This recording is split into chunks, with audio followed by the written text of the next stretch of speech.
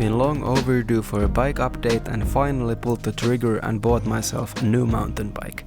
My previous bike was an entry-level XC hardtail. I didn't mind the low-level components, but I just wanted a bike that's a bit more suitable for the type of riding I like to do. So after a bit over a month and a dozen rides, here's a quick overview of my new Trek Fuel EX7. I will be making a more detailed review later, so stay tuned for that one.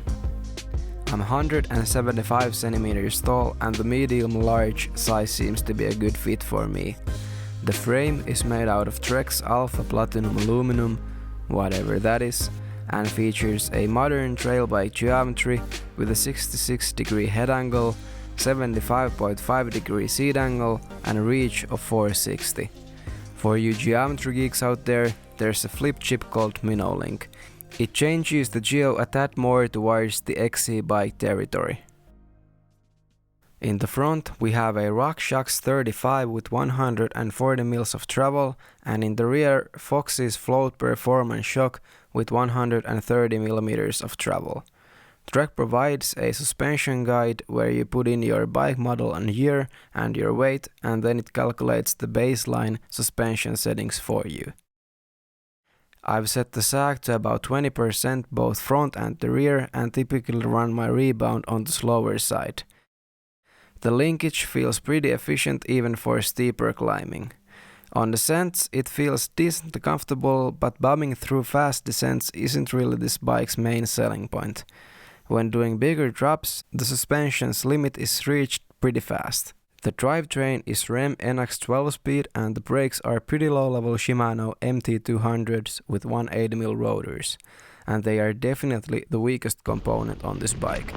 It's a bit sketchy when the same brakes are used on a near €3,000 mountain bike and a €700 hybrid. The Trans CX Trapper Post features the flimsiest lever of all time, but otherwise it works well. The travel is 130 mils with the frame size medium-large. The wheels, tires, handlebars, stem and the grips are made by Trek's in-house band Bontrager. I don't really have much to say about them, which is good I guess.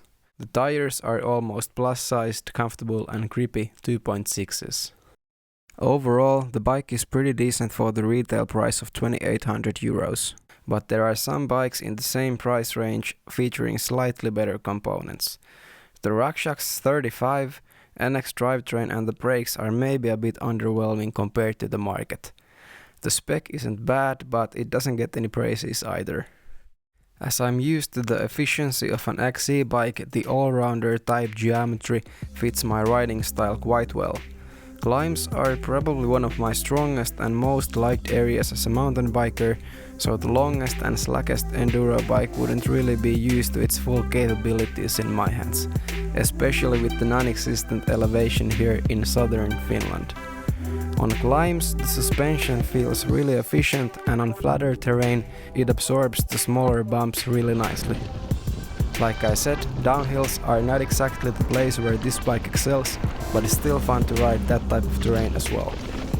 In fact, it has been a huge confidence boost for me. Riding terrain like this on my entry-level XC bike was getting a little too much fun. I would say it's got enough and not too much bike for all-round mountain biking for me. And that's it for me on this review. I just wanted to give you a quick introduction to the bike before going into more details in a future in-depth review. Thanks for watching, ride hard and I'll see you soon.